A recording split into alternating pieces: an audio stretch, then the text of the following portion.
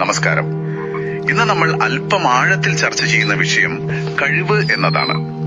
യോഗയെ ജീവിതത്തിന്റെ ഒരു A to Z ആയി കാണുന്ന ഒരു കാഴ്ചപ്പാടിൽ നിന്നുകൊണ്ട് ഈ ഭക്തി, കർമ്മ, ജ്ഞാന, രാജയോഗ മാർഗങ്ങളിലൂടെയൊക്കെ ഒന്ന് പോയി നമ്മുടെ ജീവിതത്തിലെ ശരിക്കുള്ള പ്രോഡക്റ്റ്, അതായത് ഉൽപ്പന്നം എന്തായിരിക്കണമെന്ന് നോക്കാം, അല്ലെ? അതെ, തീർച്ചയായും വളരെ പ്രസക്തമായ ഒരു ചിന്തയാണ്. ഈ കഴിവ് എന്ന് പറയുമ്പോ അത് വെറും ശേഷി മാത്രമല്ല, നമുക്ക് മുന്നിലുള്ള പ്രശ്നങ്ങൾ തിരിച്ചറിയുക, എന്നിട്ട് നമ്മുടെ കഴിവ് ഉപയോഗിച്ച് അതിനൊരു പരിഹാരം കാണുക, പിന്നെ അതിൽ നിന്ന് കിട്ടുന്ന അനുഭവം അത് സമൂഹവുമായി പങ്കുവെക്കുക, ഇതിനൊക്കെയുള്ള ഒരു ശക്തിയാണിത്. ശരിയാണ്. ഇതിനെ ഒരു ചുരുക്കെഴുത്ത് പോലെ KAZIVE എന്നും പറയാറുണ്ടല്ലേ? Knowledge, action, seal. അതായത് അറിവ്, പ്രവർത്തനം, ഉന്മേഷം. മനസ്സിലായി. പിന്നെ ഹാർമണി, ഇൻസൈറ്റ്, വെർച്വൽ എബിലിറ്റീസ്, പിന്നെ എൻജോയബിൾ, ആനന്ദത്തോടെ ചെയ്യാനുള്ളൊരു ഇതൊക്കെ ചേരുമ്പോഴാണ് ജീവിതം ശരിക്കും ഭംഗിയായിട്ട് മുന്നോട്ട് പോകുന്നത്. അപ്പോ ഈ കഴിവുകൾ ഉപയോഗിച്ച് നമ്മൾ അവസാനം ഉണ്ടാക്കുന്ന പ്രോഡക്റ്റ് എന്താണ്? പലരും ചിന്തിക്കുന്നത് ഒരുപക്ഷെ വീട്, കാറ്, അങ്ങനെയുള്ള ഭൗതിക കാര്യങ്ങളാവാം. പക്ഷെ അതല്ലല്ലോ പ്രധാനം. നമ്മുടെ സംഭാവനകളാണ്, അല്ലേ? അതെ, താങ്കൾ പറഞ്ഞ പോയിന്റ് വളരെ പ്രധാനമാണ്. നമ്മുടെ ജീവിതത്തിന്റെ ഒരു പശ്ചാത്തലത്തിൽ ഈ പ്രോഡക്റ്റ് എന്ന് പറയുന്നത് നമ്മൾ ഓരോരുത്തരും നമ്മുടെ പ്രയത്നത്തിലൂടെ, നമ്മുടെ സംഭാവനകളിലൂടെ ഈ ലോകത്തിൽ ഉണ്ടാക്കുന്ന ഒരു തനതായ മുദ്രയാണ്, ഒരു സിഗ്നേച്ചർ പോലെ. അതെ, നിങ്ങളുടെ ജോലിയിലുള്ള നേട്ടങ്ങൾ, നിങ്ങൾ നേടുന്ന അറിവ്, നിങ്ങളുടെ ബന്ധങ്ങൾ, സമൂഹത്തിൽ നിങ്ങൾ ഉണ്ടാക്കുന്ന ഒരു സ്വാധീനം, ഇതൊക്കെ ചേർന്നതാണ് ഈ പ്രോഡക്റ്റ്. ഓക്കെ, ഈ പ്രോഡക്റ്റ് എന്ന വാക്കിലെ ഓരോ അക്ഷരത്തിനും അതിന്റേതായ അർത്ഥമുണ്ടെന്ന് തോന്നുന്നു. നമുക്കതൊന്ന് നോക്കിയാലോ? ആദ്യത്തെ അക്ഷരം P, പർപ്പസ്, ലക്ഷ്യം. ശരിയാണ്, P for പർപ്പസ്. ജീവിതത്തിൽ ഒരു ലക്ഷ്യം കണ്ടെത്തുക എന്നത് തന്നെ വലിയൊരു കാര്യമല്ലേ? തീർച്ചയായും. വളരെ വ്യക്തമായ, നമുക്ക് പ്രചോദനം തരുന്ന ലക്ഷ്യങ്ങൾ ആദ്യം കണ്ടെത്തണം. എന്നിട്ട് അവിടേക്ക് എത്താനുള്ള വഴികൾ, തന്ത്രങ്ങൾ രൂപപ്പെടുത്തണം. ഒരുപക്ഷെ ജ്ഞാനയോഗത്തിലൊക്കെ പറയുന്ന പോലെ എന്തിനാണ് ജീവിക്കുന്നത് എന്നൊരു ബോധ്യം, ആ ഒരു ലക്ഷ്യബോധം വേണം. ലക്ഷ്യമില്ലെങ്കിൽ പിന്നെ നല്ല പ്രോഡക്റ്റ് ഉണ്ടാക്കാൻ പറ്റില്ല. അതാണ് അടിസ്ഥാനം. അപ്പോ അടുത്തത് R, റിസോഴ്സസ്, വിഭവങ്ങൾ. ഇത് പൈസ, വസ്തുക്കൾ അങ്ങനെയുള്ളത് മാത്രമാണോ, അതോ നമ്മുടെ കഴിവുകളും ഇതിൽപ്പെടുമോ? നല്ല ചോദ്യം.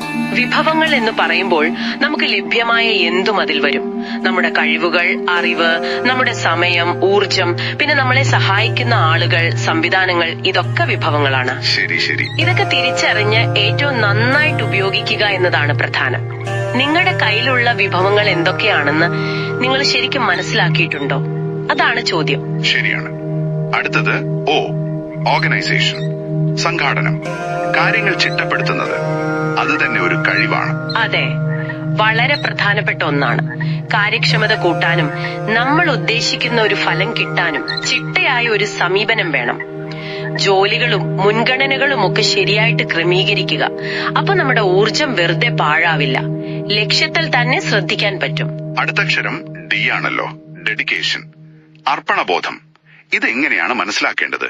നമ്മൾ ചെയ്യുന്ന കാര്യത്തിൽ അല്ലെങ്കിൽ നമ്മുടെ വ്യക്തിപരമായ വളർച്ചയിൽ കാണിക്കുന്ന ഒരു പൂർണ്ണമായ സമർപ്പണം, അതാണ് ഡെഡിക്കേഷൻ. ഒരുപക്ഷെ കർമ്മയോഗ സിദ്ധാന്തത്തിൽ പറയുന്നില്ലേ, ഫലമിച്ഛിക്കാതെ കർമ്മം ചെയ്യുക എന്ന്.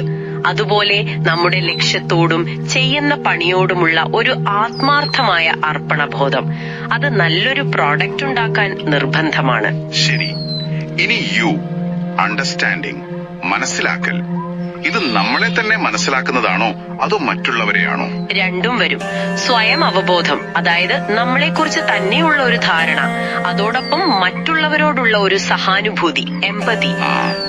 ജീവിതത്തിൽ പ്രശ്നങ്ങളും സങ്കീർണമായ സാഹചര്യങ്ങളും ഒക്കെ വരുമല്ലോ, അതിനെയൊക്കെ തരണം ചെയ്യാൻ ഇത് രണ്ടും വേണം. നമ്മുടെ ശക്തി എന്താണ്, ദൗർബല്യം എന്താണ് എന്നൊക്കെ അറിയുന്നത് ഇതിന്റെ ഭാഗമാണ്. ഒരു തരത്തിൽ രാജയോഗത്തിലെ ആ ചിത്തവൃത്തി നിരോധമൊക്കെ ഇതിനോട് ചേർത്ത് വായിക്കാം. വളരെ ശരിയാണ്. ഇനി സിയിലേക്ക് വരാം. ക്രിയേറ്റിവിറ്റി, സർഗാത്മകത. എപ്പോഴും പുതിയ ആശയങ്ങൾ വേണമല്ലേ? തീർച്ചയായും വേണം. കാരണം ലോകം മാറിക്കൊണ്ടിരിക്കുകയാണ്. അപ്പൊ പഴയ രീതികൾ മാത്രം പോരാ, പുതിയ ചിന്തകൾ വേണം. വെല്ലുവിളികൾക്ക് അനുയോജ്യമായ പുതിയ പരിഹാരങ്ങൾ കണ്ടെത്തണം. നമ്മുടെ പ്രോഡക്റ്റിനെ വ്യത്യസ്തമാക്കുന്നത്, അതിനൊരു മൂല്യം കൊടുക്കുന്നത് പലപ്പോഴും ഈ സർഗാത്മകതയാണ്. ശരിയാണ്. അവസാനമായി ടൈം മാസ്റ്ററി, സമയത്തെ കൈകാര്യം ചെയ്യാനുള്ള കഴിവ്. ഇത് മിക്കവാറും എല്ലാവരുടെയും ഒരു പ്രശ്നമായിരിക്കുമല്ലേ? അതെ, അതൊരു വലിയ വെല്ലുവിളി തന്നെയാണ്. നമുക്ക് കിട്ടുന്ന സമയം അത് ഏറ്റവും ഫലപ്രദമായിട്ട്, ഏറ്റവും നന്നായിട്ട് ഉപയോഗിക്കാനുള്ളൊരു കഴിവ്, അതാണ് ടൈം മാസ്റ്ററി. ജീവിതത്തിലെ പല കാര്യങ്ങളും ചെയ്യാനുണ്ടാവും, പല ഉത്തരവാദിത്വങ്ങളും. അതിനെയൊക്കെ ഒരുമിച്ച് കൊണ്ടുപോകാൻ സമയം കൃത്യമായി വിനിയോഗിച്ചേ പറ്റൂ. അപ്പോ ഈ പറഞ്ഞ ഘടകങ്ങൾ, purpose, resources, organisation, dedication, understanding, creativity, പിന്നെ ടൈം മാസ്റ്ററി, ഇതൊക്കെ ചേരുമ്പോഴാണ് നിങ്ങളുടെ ജീവിതത്തിലെ ആ തനതായ പ്രോഡക്റ്റ് ശരിക്കും രൂപപ്പെടുന്നത്. അപ്പോ ഈ പ്രോഡക്റ്റ് എന്നത് ഒരിക്കലുണ്ടാക്കിയാൽ പിന്നെ അത് അങ്ങനെ നിൽക്കുമല്ല, അതിനെ നമുക്ക് മെച്ചപ്പെടുത്തിക്കൊണ്ടേയിരിക്കാം അല്ലേ? അതിനെന്താ ചെയ്യേണ്ടത്?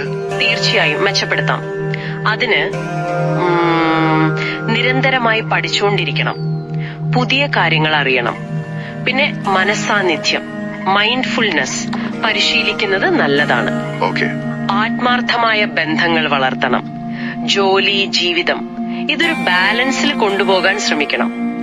പിന്നെ ഇടയ്ക്കിടെ നമ്മുടെ ലക്ഷ്യങ്ങൾ എന്തായിരുന്നു, ഇപ്പോഴും അത് തന്നെയാണോ എന്നൊക്കെ ഒന്ന് പുനർവിചിന്തനം ചെയ്യുന്നത് നല്ലതാണ്. ശരിയാണ്. നമ്മുടെ ഊർജം, സമയം, നമ്മുടെ ആ ഒരു അഭിനിവേശം, അതൊക്കെ ശരിയായ രീതിയിൽ നിക്ഷേപിക്കുമ്പോ നമുക്ക് തൃപ്തി തരുന്ന അർത്ഥവത്തായ ഫലങ്ങൾ ഉണ്ടാകും. അപ്പോ ചുരുക്കത്തില് നമ്മുടെ ഉദ്ദേശം, അർപ്പണബോധം, സർഗാത്മകത, സമയത്തെ കൈകാര്യം ചെയ്യാനുള്ള കഴിവ്, ഇതൊക്കെ ചേരുമ്പോഴാണ് നമ്മുടെ ഓരോ പ്രവൃത്തിയും ഈ ലോകത്ത് ഒരു അർത്ഥവത്തായ മുദ്രയായി മാറുന്നത്.